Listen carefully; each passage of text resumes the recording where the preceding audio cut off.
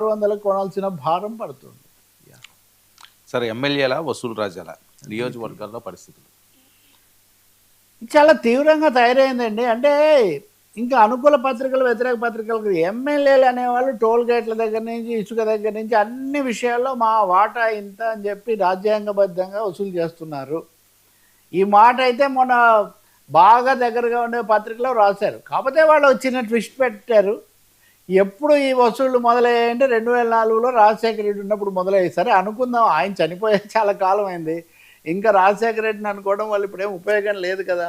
ఎందుకు ఇలా జరుగుతుంది? ఒకటేమో ఎన్నికల ఖర్చులు పెరిగిపోతున్నాయి, రెండవది నిలబెట్టడానికి అందరినీ సంతృప్తి పరచడానికి కావాల్సి వస్తుంది. గతంలో మేము 10,000తో గెలిచాము, 20,000తో ఖర్చుతో గెలిచామన్న పరిస్థితి పోయింది. అందుకని మేమేమి మా కోసం తీసుకోవడం లేదని వాళ్ళు అంటున్నారు. కానీ ఇప్పుడు పెద్ద పెద్ద కాంట్రాక్టర్లు, గొలుసు కట్టు వ్యాపారస్తులు, రియల్ ఎస్టేట్ వాళ్ళు, వీళ్ళు తప్ప రాజకీయాల్లో నిలబడలేరు అన్న ఒక పెద్ద వాతావరణం ఏర్పడింది. ఈ క్రమంలో పదే పదే ఇప్పుడు మీరు చూశారు, మన పవన్ కళ్యాణ్ ఏం చెప్పారు వాళ్ళ దీంట్లో విశాఖలో జరిపినటువంటి సేనతో సేనానిలో ఆయన ఎమ్మెల్యేలను కూర్చోబెట్టుకొని అందరి మీద నాకు రిపోర్ట్లు ఉన్నాయి, మీరు ఒళ్ళు దగ్గర పెట్టుకోండి, లేకపోతే మటుకు నేను చర్య తీసుకోవాల్సి వస్తుందని. ఆ సమయంలో పిఠాపురము ఇంకొక 2 నియోజకవర్గాలు తప్ప మిగిలిన అన్ని చోట్ల అవినీతి పనులకు పాల్పడుతున్నారు. బలవంతాన కూడా తమ వాళ్ళ దగ్గర కూడా డబ్బులు వసూలు చేస్తున్నారు. మూడవది, ఆ మధ్య ఒక ఆయన చెప్పింది, ముందు మనమే దాన్ని మాట్లాడడం ఏదైనా ఒక అధికార ప్రతినిధి 30 లక్షలకు 50 లక్షలకు పార్టీ పదవులు అమ్ముకుంటున్నారు. ఏ పర్మిషన్ కావాలన్నా, ఏ పర్మిట్ కావాలన్నా, ఒక చోట అనుమతి కావాలన్నా, కొట్టు పెట్టుకోవాలన్నా ప్రతి దానికి ఎమ్మెల్యేలకు ముడుపులు ఇస్తే తప్ప కుదరదన్న పరిస్థితి వచ్చింది. ఇది చంద్రబాబు నాయుడుకు, ఆయన ప్రభుత్వానికి ఒక పెద్ద తలనొప్పిగా తయారవుతూ ఉంది. రెండవది, మమ్మల్ని అధిష్టానమే మాకు పైనుంచి అనుమతులు ఉన్నాయి, మేము చాలా సన్నిహితులమని వాళ్ళలో కొందరు చెప్పుకుంటూ ఉన్నారు. ఇలాంటి ఆరోపణలు వైసీపీ ఉన్నప్పుడు చేశారు.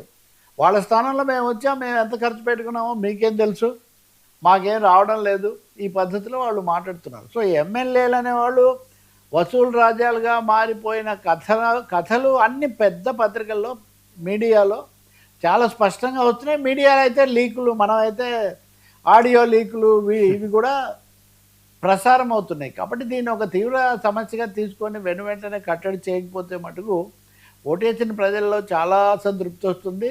కనీసం 5-6 మంది దాదాపు ప్రత్యక్షంగా దొరికిపోయి నాయకుల దగ్గర, ముఖ్యమంత్రి దగ్గర, ఉప ముఖ్యమంత్రి దగ్గర వాళ్ళు అక్షింతలు వేయించుకొని అలాగే కొనసాగుతున్నారు.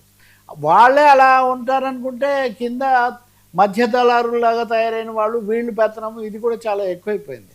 నిజంగా చెప్పాలంటే చాలా ఏళ్ల నుంచి ఆ పార్టీలో కార్యకర్తలుగా, తెలుగుదేశం లాంటి పార్టీలో ఉన్నవాళ్ళు కూడా ఇప్పుడు హఠాత్తుగా ఒకరు వచ్చి ఎమ్మెల్యే అయిపోతే చాలన్నమాట, లేకపోతే ఇంకోటి అయితే మాకు అసలు ఏం దిక్కు లేదా, మా మాట కనీసంగా విని అసలు మాకు వాళ్ళతో ముఖాముఖి కూర్చునే అవకాశం కూడా లేకుండా పోతుంది అని చాలా ఆవేదన వెలిబుచ్చుతున్నారు. కాబట్టి అనుకూల మీడియాల్లో, పార్టీ వర్గాల్లో, శ్రేణుల్లో ఓట్లు వేసిన వాళ్ళు సరే వీళ్ళల్లో వస్తున్న అసంతృప్తి రాష్ట్రానికి మంచిది కాదు. రెండవది, అవినీతి వల్ల పనులు ఆలస్యం అవటం, జరగకపోవటం, మధ్యతరగతి మనుషులు, పేదలు ముఖ్యంగా దీనికి గురవుతున్నటువంటి పరిస్థితి.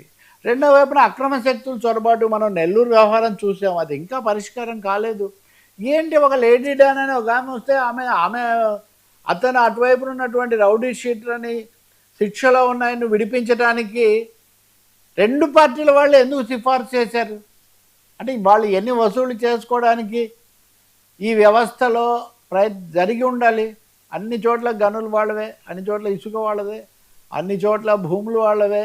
కాబట్టి ఇది ఒక చిన్న సైజు సమాంతర అధికార వ్యవస్థలాగా, అంటే అధికార యంత్రాంగంతో, అధికారులతో, ప్రభుత్వాధినేతలతో కూడా సంబంధం లేని ఏది చేసుకున్న వారికి చేసుకున్నంత, దోచుకున్న వారికి దోచుకున్నంత అనంతగా ఒక కొత్త పరిస్థితి ఏర్పడుతూ ఉంది.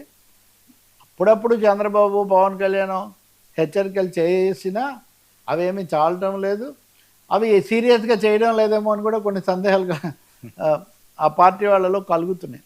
అందుకనే మొన్న ఒక ఆయన, నేను రాజీనామా చేసి అధికార ప్రతినిధి పదవికి నేను దీనికి వ్యతిరేకంగా పోరాడాలనిపిస్తుందని ఆయన అన్నాడు. అలా అన్నందుకు ఆయన పిలిచి క్రమశిక్షణ కమిటీ ముందు, ఐ థింక్ దట్ రెడ్డి ఆయన అలా చెప్తే ఆయన పిలిపించారు. ఆయన, నేను మామూలు భాషలో అన్నాను, ఇట్లాంటి చక్కదిద్దుకోవాల్సిన అవసరం ఉందని ఆయన చెప్పారు. అంటే ఆయన మీద ఏం చర్య తీసుకోలేదంటే అర్థం ఏంటి? ఆయన చెప్పిన దాంట్లో కొంత సత్యం ఉంది అని అధిష్టానం గుర్తించినట్టే కదా. కాబట్టి దిద్దుకుంటే చాలా మంచిది. సార్ విశాఖ